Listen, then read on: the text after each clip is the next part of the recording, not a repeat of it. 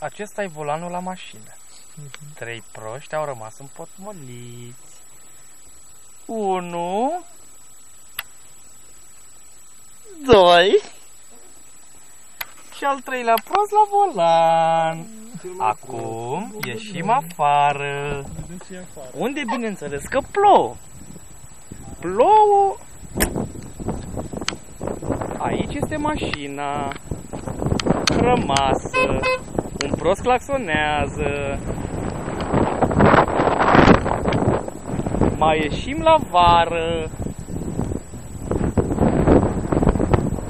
Șterge parbrizul pe interior.